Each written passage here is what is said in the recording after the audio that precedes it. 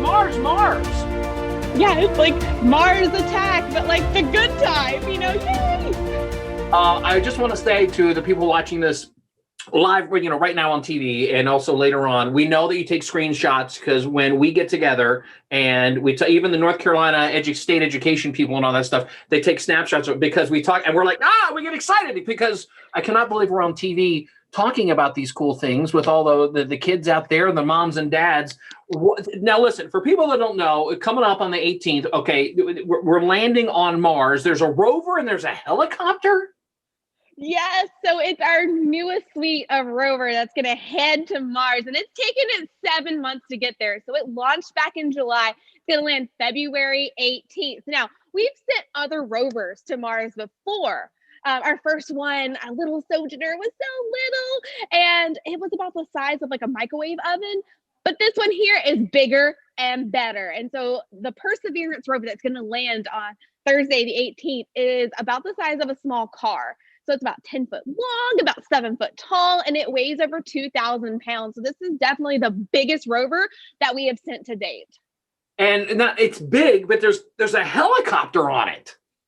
Yeah, so on the belly of the rover is a helicopter, and it's named Ingenuity. And this is going to be our first demonstration of flight on another world. And a lot of people don't realize how big of a feat this is.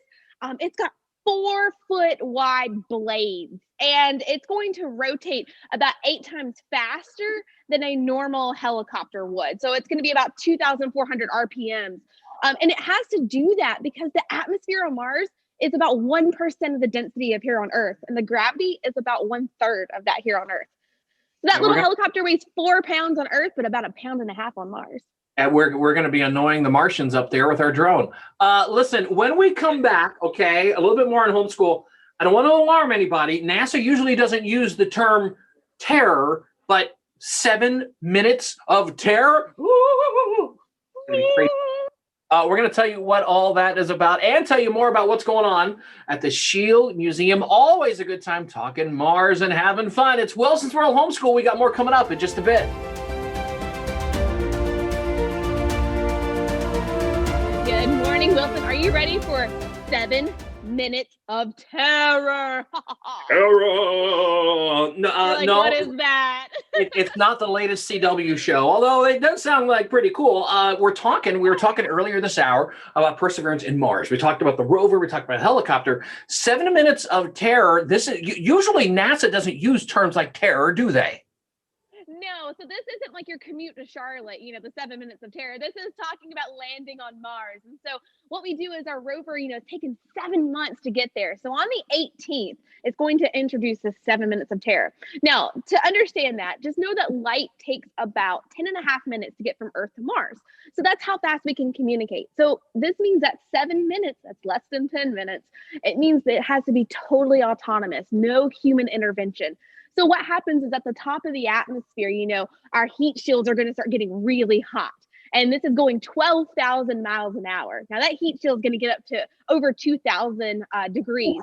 So then we'll start to deploy a parachute, about 70-foot parachute. And that's going to help slow you down, And what we'll do that about 4 minutes into this process. That heat shield will detach.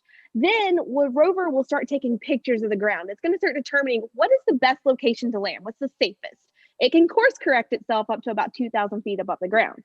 And then we fire retro rockets, and they're going to help slow this thing down from about 200 miles an hour to about 2 miles an hour. And then a sky crane will safely lower that rover on Mars and boop, just land right there in the Jezero crater. For you moms and dads out there, this is really a cool homeschool learning moment because there's so many different things that went into this. There's a lot of science, obviously, and a ton of engineering as well. And well, I know there's this little thing on there people don't know about called, and you got a lot of moxie, but there's a moxie going up on Mars, right?